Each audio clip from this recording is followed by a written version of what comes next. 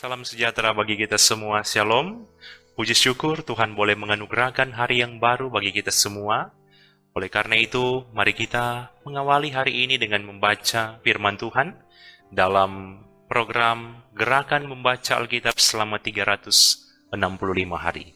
Dan hari ini kita ada di hari yang ke-266. Sebelum membaca firman, mari kita berdoa. Kami bersyukur kepadamu Tuhan, kami memuji namamu atas hari yang baru yang boleh Tuhan anugerahkan bagi kami semua. Kami memiliki kerinduan untuk membaca firman-Mu Tuhan di hari ini, supaya hidup kami boleh dituntun, boleh diarahkan, dan semakin berkenan di hadapan Engkau ya Tuhan. Maka kami bermohon, tuntunlah kami dengan Roh Kudus-Mu, supaya kami boleh memahami dengan baik, bahkan melakukan dengan baik. Dalam nama Yesus Kristus kami berdoa. Amin.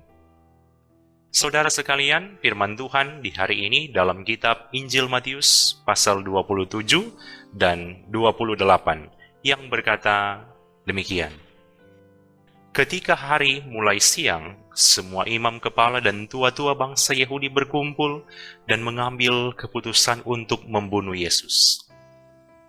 Mereka membelenggu dia, lalu membawanya dan menyerahkannya kepada Pilatus, wali negeri itu. Pada waktu Yudas yang menyerahkan dia melihat bahwa Yesus telah dijatuhi hukuman mati, menyesallah ia. Lalu ia mengembalikan uang yang 30 perak itu kepada imam-imam kepala dan tua-tua, dan berkata, "Aku telah berdosa karena menyerahkan darah orang yang tak bersalah." Tetapi jawab mereka, "Apa urusan kami dengan itu? Itu urusanmu sendiri." Maka ia pun melemparkan uang perak itu ke dalam bait suci, lalu pergi dari situ dan menggantung diri. Imam-imam kepala mengambil uang perak itu dan berkata, "Tidak diperbolehkan memasukkan uang ini ke dalam peti persembahan, sebab ini uang darah."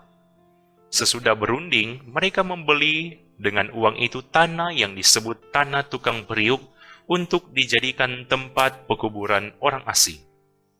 Itulah sebabnya tanah itu sampai pada hari ini disebut tanah darah. Dengan demikian, genaplah firman yang disampaikan oleh Nabi Yeremia. Mereka menerima 30 uang perak, yaitu harga yang ditetapkan untuk seorang menurut penilaian yang berlaku di antara orang Israel, dan mereka memberikan uang itu untuk tanah tukang periuk, seperti yang dipesankan Tuhan kepadaku. Lalu Yesus dihadapkan kepada wali negeri, dan wali negeri bertanya kepadanya, "Engkaukah raja orang Yahudi?" Jawab Yesus, "Engkau sendiri mengatakannya." Tetapi atas tuduhan yang diajukan imam-imam kepala dan tua-tua terhadap dia, ia pun tidak memberi jawab apapun. Maka kata Pilatus kepadanya, "Tidakkah engkau dengar betapa banyaknya tuduhan saksi-saksi ini terhadap engkau?" Tetapi ia tidak menjawab suatu kata pun, sehingga wali negeri itu sangat heran. Telah menjadi kebiasaan bagi wali negeri untuk membebaskan satu orang hukuman pada tiap-tiap hari raya itu atas pilihan orang banyak. Dan pada waktu itu, ada dalam penjara seorang yang terkenal kejahatannya yang bernama Yesus Barabas.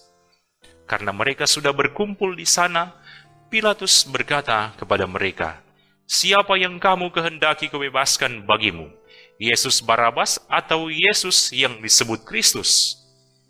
Ia memang mengetahui bahwa mereka telah menyerahkan Yesus karena dengki.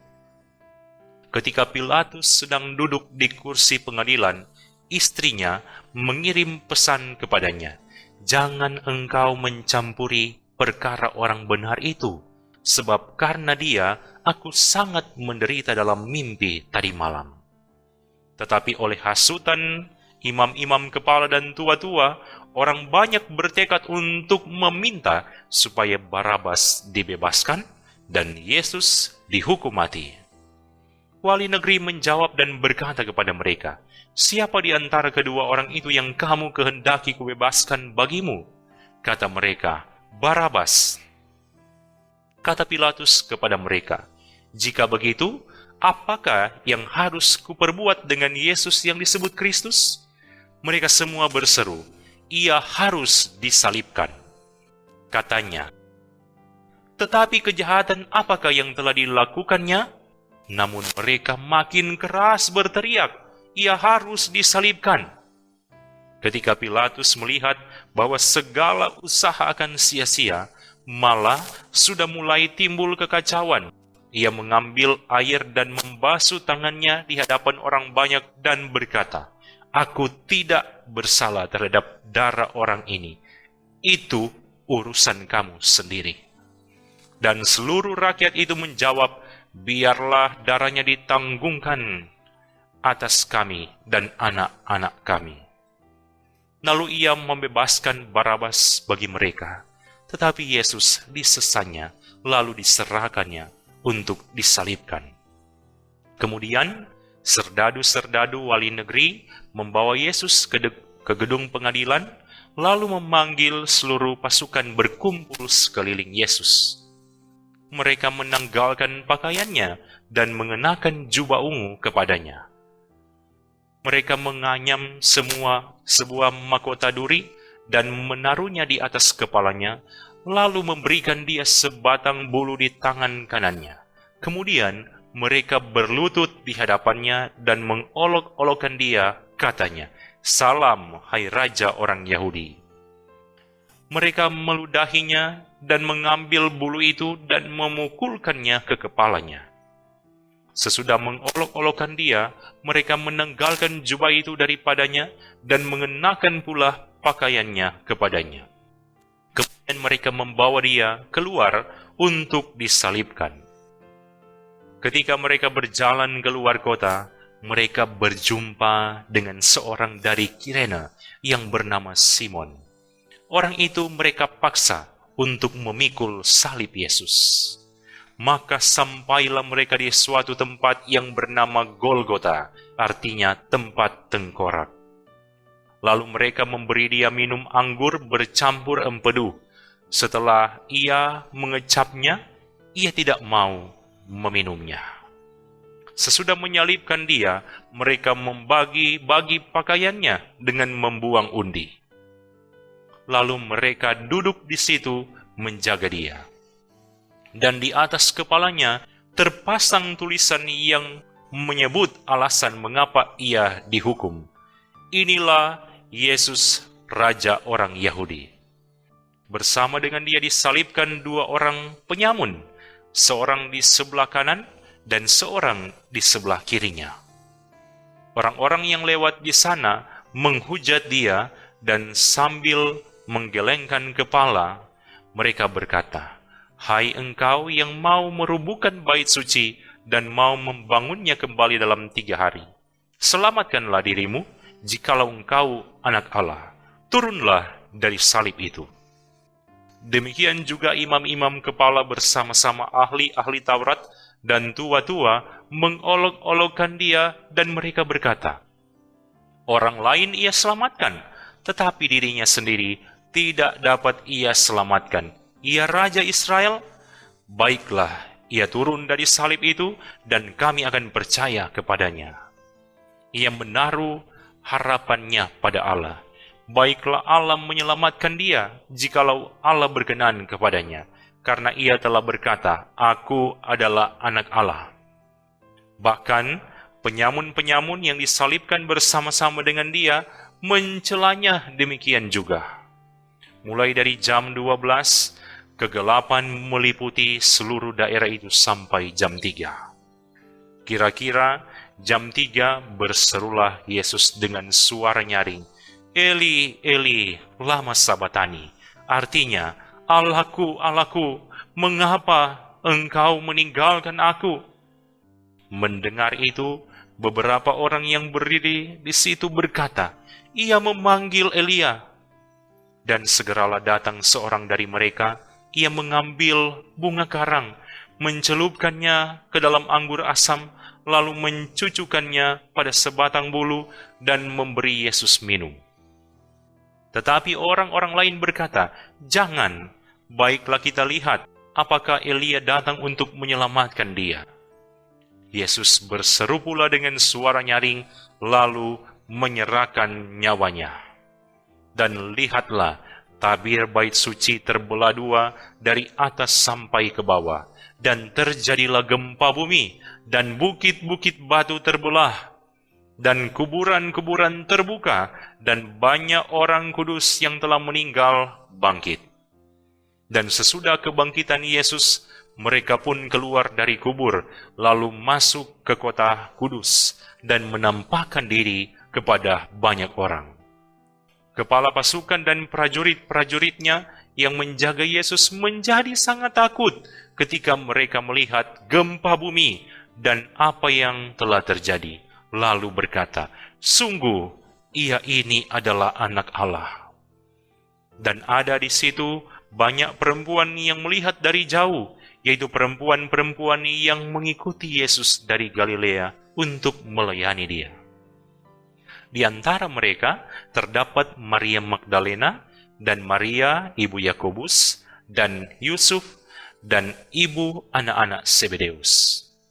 Menjelang malam, datanglah seorang kaya, orang Arimatea, yang bernama Yusuf, dan yang telah menjadi murid Yesus juga.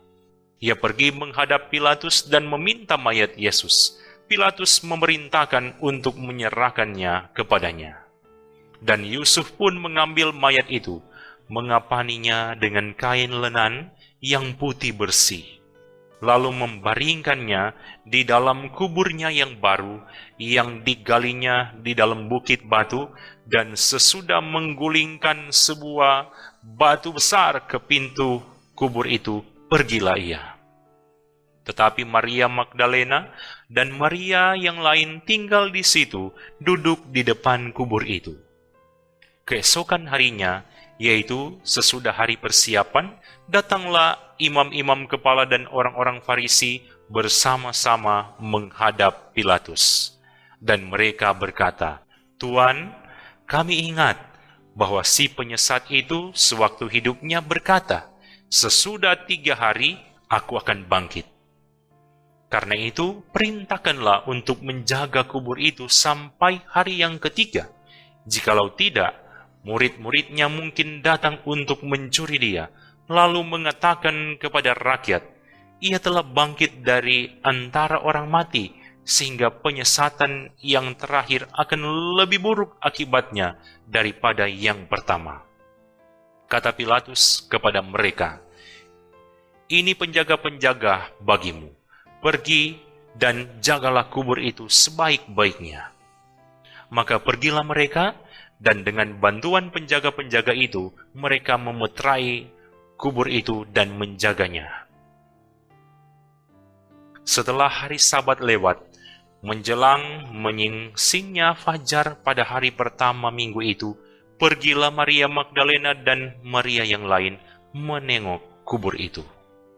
Maka terjadilah gempa bumi yang hebat, sebab seorang malaikat Tuhan turun dari langit dan datang ke batu itu dan menggulingkannya, lalu duduk di atasnya. Wajahnya bagaikan kilat dan pakaiannya putih bagaikan salju. Dan penjaga-penjaga itu gentar ketakutan dan menjadi seperti orang-orang mati. Akan tetapi, malaikat itu berkata kepada perempuan-perempuan itu, "Janganlah kamu takut, sebab aku tahu kamu mencari Yesus yang disalibkan itu. Ia tidak ada di sini, sebab ia telah bangkit, sama seperti yang telah dikatakannya. Mari, lihatlah tempat ia berbaring. Dan segeralah pergi dan katakanlah kepada murid-muridnya bahwa ia telah bangkit dari antara orang mati.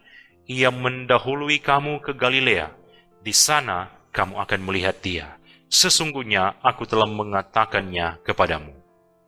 Mereka segera pergi dari kubur itu dengan takut dan dengan sukacita yang besar dan berlari cepat-cepat untuk memberitahukannya kepada murid-murid Yesus. Tiba-tiba Yesus berjumpa dengan mereka dan berkata, "Salam bagimu." Mereka mendekatinya dan memeluk kakinya serta menyembahnya. Maka kata Yesus kepada mereka, "Jangan takut. Pergi dan katakanlah kepada saudara-saudaraku supaya mereka pergi ke Galilea, dan di sanalah mereka akan melihat aku." Ketika mereka di tengah jalan, datanglah beberapa orang dari penjaga itu ke kota dan memberitahukan segala yang terjadi itu kepada imam-imam kepala. Dan sesudah berunding dengan tua-tua, mereka mengambil keputusan lalu memberikan sejumlah besar uang kepada serdadu-serdadu itu dan berkata, "Kamu harus mengatakan bahwa murid-muridnya datang malam-malam dan mencurinya ketika kamu sedang tidur. Dan apabila hal ini kedengaran oleh wali negeri, kamu akan berbicara dengan dia, sehingga kamu tidak beroleh kesulitan apa-apa." Mereka menerima uang itu dan berbuat seperti yang dipesankan kepada mereka. Dan cerita ini tersiar di antara orang Yahudi sampai sekarang ini. Dan ke-11 murid itu berangkat ke Galilea, ke bukit yang telah ditunjukkan Yesus kepada mereka. Ketika melihat dia, mereka menyembahnya, tetapi beberapa orang ragu-ragu. Yesus mendekati mereka dan berkata, "Kepadaku telah diberikan segala kuasa di sorga dan di bumi. Karena itu pergilah, jadikanlah semua bangsa muridku, dan baptislah mereka dalam nama Bapa dan Anak dan Roh Kudus.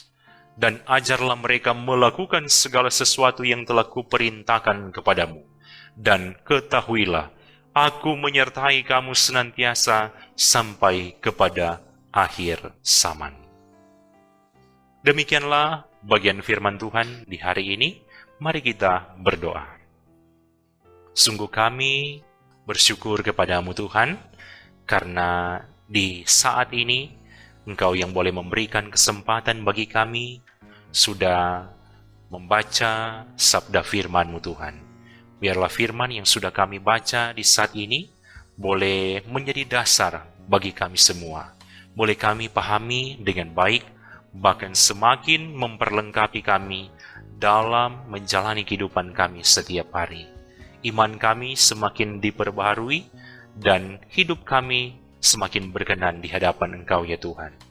Diberkatilah kami semua yang boleh meluangkan waktu untuk mengikuti pelayanan firman di saat ini. Tuhan Yesus kiranya yang akan memberkati kami semua bersama dengan keluarga kami masing-masing. Ketika kami beraktivitas dan bekerja di hari ini, kiranya Engkau Tuhan yang akan menjaga, melindungi, dan membentengi kami dalam keluarga kami masing-masing. Diberkatilah tim multimedia Jemaat Gemim Bukit Muria Rike yang boleh melaksanakan tanggung jawab pelayanan.